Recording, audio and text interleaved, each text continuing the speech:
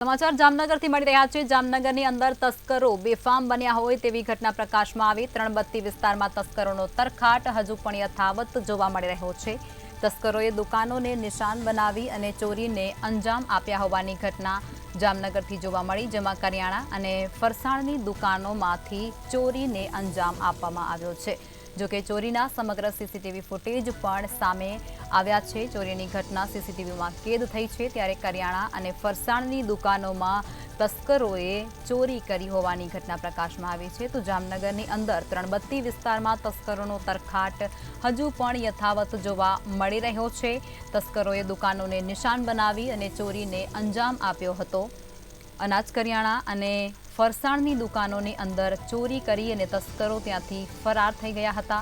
જો કે આ ચોરીની સમગ્ર ઘટના છે તે સીસીટીવી કેમેરામાં કેદ થવા પામી છે અને તેના સીસીટીવી ફૂટેજ પણ સામે આવ્યા છે।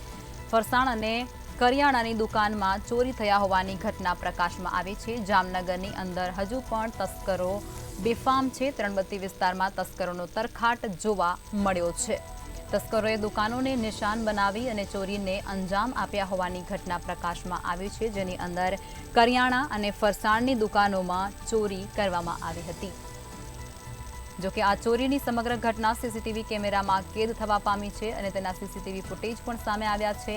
ત્યારે હવે આ સીસીટીવીના આધારે પોલીસ દ્વારા તપાસ આગળની શરૂ કરવામાં આવશે।